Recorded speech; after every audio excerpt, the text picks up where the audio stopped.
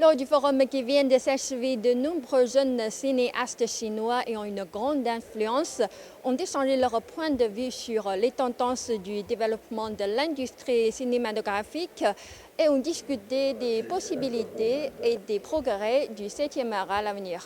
La conscience industrielle est un sujet brûlant qui a attiré l'attention de l'industrie cinématographique chinoise ces dernières années. Les jeunes cinéastes présents au forum pensaient qu'avec le développement de l'industrie cinématographique chinoise, l'industrialisation deviendra forcément une tendance. Qu'est-ce que l'industrialisation ? En fait, il s'agit d'optimisation et de standardisation de processus. Je pense que l'industrialisation se situe en fait au niveau de la production, pas au niveau de la création. Personnellement, je pense que l'industrialisation a un sens aigu du service. Les films sont l'équivalent d'un produit que nous fournissons au public.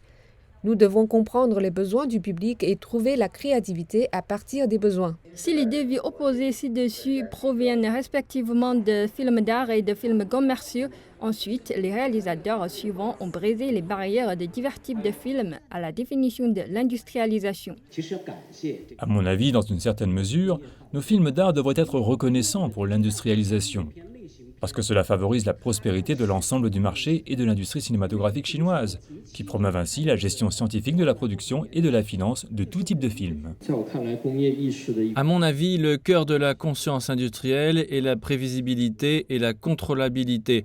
Afin d'atteindre ces objectifs, nous devons effectuer certains travaux à l'avance, tels que des scénarimages, des scripts ou des échantillons quotidiens de montage. Grâce aux étapes de l'industrialisation, les problèmes peuvent être découverts à l'avance et la communication entre les principaux créatifs peut être renforcée. Enfin, les réalisateurs ont aussi indiqué qu'en réalité, l'industrialisation a rendu la coopération cinématographique entre la Chine et d'autres pays plus facile grâce à la normalisation des divisions du travail. Le cinéma est un produit collectif, donc l'industrialisation serait le plus grand soutien pour les créateurs.